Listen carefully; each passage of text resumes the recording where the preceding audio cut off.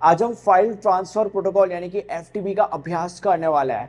सबसे पहले हमें यह समझने की जरूरत है कि प्रोटोकॉल का मतलब क्या होता है। एकदम आसान भाषा में अगर मैं तुम्हें कहूं तो प्रोटोकॉल का मतलब होता है सेट ऑफ रूल्स।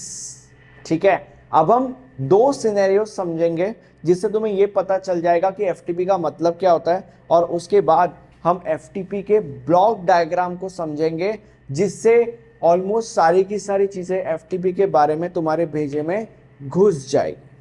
ठीक है, शुरू करते हैं। Coming to the scenario number 1। Scenario number 1 और सिनेरियो नंबर 2 में जो भी मैं कहूंगा वो मैं पूरे ग्लोब के पॉइंट ऑफ व्यू से कह रहा हूं, मतलब पूरी दुनिया को कंसिडर करके ये सिनेरियोस तुम्हारे सामने रख रहा हूं। तो सिनेरियो नंबर 1 के ऊपर अब जंप करते हैं। Let's say for example machine 1 को अपने फाइल्स अवेलेबल या अपलोड करने हैं फॉर XYZ पर्पसेस। मान लेते हैं फॉर एग्जांपल क्योंकि वो मशीन ये चाहता है कि बाकी की मशीन्स उन फाइल्स को डाउनलोड करें, तो उस केस में मशीन 1 क्या करेगा, मशीन 1 उन फाइल्स को FTP सर्वर पे अपलोड करेगा और फिर जो बाकी के मशीन्स है वो मशीन्स FTP सर्वर के साथ कनेक्ट कर सकते हैं और उन फाइल्स को डाउनलोड कर सकते हैं with the help of FTP protocol. अब ये जो कहानी मैंने तुम लोग को बताई है, इस कहानी से हमें ये पता चलता है कि FTP एक स्टैंडर्ड प्रोटोकॉल है जिसका इस्तेमाल किया जाता है to transfer files between computer and server over a network. अब jumping to scenario number 2। Scenario number 2 ये कहता है कि अभी सिनेरियो नंबर 1 में क्या हुआ था, सिनेरियो नंबर 1 में मशीन 1 ने फाइल्स को अपलोड किया था FTP सर्वर पे और बाकी के मशीन्स ने इस FTP सर्वर को कनेक्ट करके उन फाइल्स को डाउनलोड किया था। यही हुआ था, राइट। अब सिनेरियो नंबर 2 ये कहता है कि अगर मशीन 1 के पास फाइल्स है जो वो अवेलेबल या अपलोड करना चाहता है फॉर XYZ पर्पसेस, तो जरूरी नहीं है कि वो मशीन 1 हमेशा एक दूसरे FTP सर्वर के ऊपर उन फाइल्स को अपलोड करे। Not necessary. सिनेरियो नंबर 2 ये कहता है कि मशीन 1 अपने खुद के सिस्टम को भी कॉन्फ़िगर कर सकता है एज अ FTP सर्वर। ठीक है, तो अभी उस केस में क्या हो जाएगा, उस केस में इस एक्स्ट्रा FTP सर्वर की जरूरत नहीं है क्योंकि मशीन 1 ने अपने खुद के सिस्टम को ही कॉन्फ़िगर कर लिया है एज अ FTP सर्वर।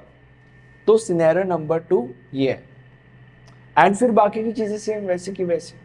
अब आगे बढ़ने से पहले एक छोटी सी चीज क्लियर करना चाहता हूं। मैंने अभी अभी बोला कि मशीन 1 ने अपने कंप्यूटर को ही कॉन्फ़िगर कर लिया है to act as FTP server. अब ये ऑटोमेटिकली नहीं होता है, ऑब्वियसली मशीन 1 का कोई ओनर होगा, जो यूजर होगा, जो मशीन 1 को यूज करता है, वो अपने मशीन को कॉन्फ़िगर करता है to act as a FTP server. उसके पीछे ये कहानी है बेसिकली।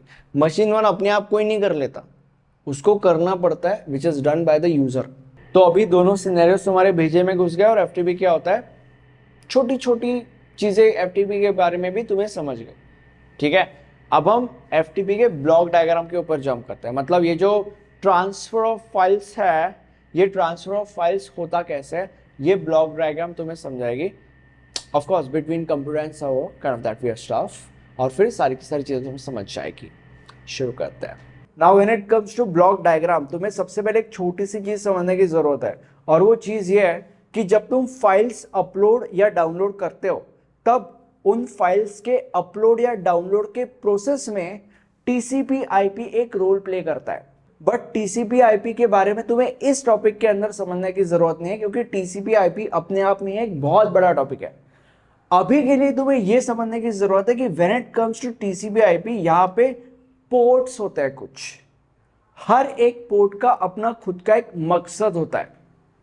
हैविंग सेड दैट, अब हम ब्लॉक डायग्राम के ऊपर जंप करते हैं। अब इमेजिन करो कि तुम्हें कहीं पे फाइल्स अपलोड करनी है या कहीं से फाइल्स डाउनलोड करनी है, तो वो जो सर्वर है उसको पता तो चलना चाहिए कि तुम्हें फाइल अपलोड करनी है या फाइल डाउनलोड करनी है। उसके लिए तुम क्या करते हो, उसके लिए तुम अपने मशीन में अपलोड या डाउनलोड का बटन दबाते हो।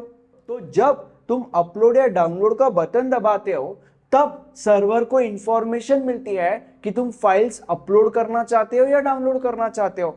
तो वो जो ट्रांसफर ऑफ इंफॉर्मेशन है वो transfer of information control connection के हेल्प से होता है, या control connection is responsible for that transfer of information, कि तुम अपलोड करना चाहते हो या डाउनलोड करना चाहते हो, ठीक है।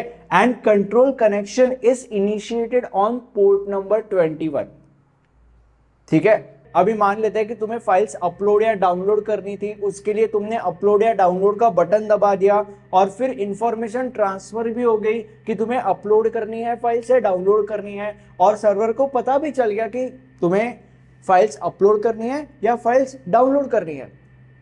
ओके, ये सारी की सारी चीजें हो गई, बट पता होने के बाद एक्चुअल फाइल्स कैसे ट्रांसफर होगी। मान लेते सर्वर को पता चल गया कि इस क्लाइंट को फाइल्स मुझसे डाउनलोड करनी है, तो फाइल्स भी आनी चाहिए ना, वापस डाउनलोड होनी चाहिए ना इस क्लाइंट के सिस्टम के अंदर। तो वो फाइल्स आएंगी कैसे, वो ट्रांसफर ऑफ फाइल्स कैसे होगा, या अदर वे अराउंड, अगर इस क्लाइंट को फाइल्स अपलोड करनी है, ये सर्वर को पता चल गया, तो यहां से फाइल्स वहां पे कैसे जाएगी, अगेन वो ट्रांसफर ऑफ फाइल्स कैसे होगा। तो वो जो ट्रांसफर ऑफ फाइल्स है, वो ट्रांसफर ऑफ फाइल्स होगा with the help of data connection. Data connection is responsible for actual transfer of files and data connection is initiated on port number 20। Okay, अब इस टॉपिक को अगर तुम्हें exam में लिखना है फॉर गुड मार्क्स, तो उसके लिए आप हमारे नोट्स रेफर कर सकते हो। नोट्स के सारे डिटेल्स नीचे डिस्क्रिप्शन बॉक्स में है। आई होप आपको ये टॉपिक समझा होगा। मैं साइड में हट जा रहा हूँ, आप इस डायग्राम का स्क्रीनशॉट ले सकते हो। Thank you so much.